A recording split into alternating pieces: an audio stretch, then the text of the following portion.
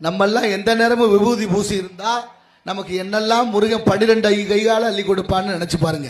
அருவமும் உருவமாகி அனாதையாய் பலவாய் ஒன்றாய் பிரமமாய் நின்ற ஜோதி பிளம்பதோர் மேனியாகி கருணை கூர் முகங்கள் 6 கரங்கள் 12 கொண்டே ஒரு திரு முருகன் வந்த ஆங்கு உதித்தனல் உலகம் உய்ய என்று கச்சியப்ப சிவாச்சியார் 12 கரங்களாலே ஒரு கை இல்ல 12 கைகளாலே அள்ளி அள்ளி கொடுப்பார். நமக்கெல்லாம் கோடி கோடியா சொத்து வச்சிருந்தாலும் கொடுக்க மனசு இல்லை. கோடான கோடி மக்கள் தைப்பூசத்திற்கு பழனிமலை போறோம்.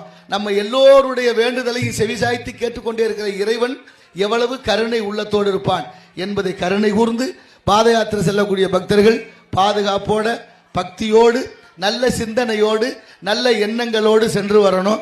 பக்தி நமக்கு எல்லாத்தையும் கொடுக்கும். அந்த பக்தி தான் உலகத்தில் சிறந்தது. மனிதனை நெறிப்படுத்தும், நல்ல உள்ளத்தை கொடுக்கும். ஆகையினால உங்க எல்லோரையும் சந்தித்ததில் மற்றற்ற மகிழ்ச்சி.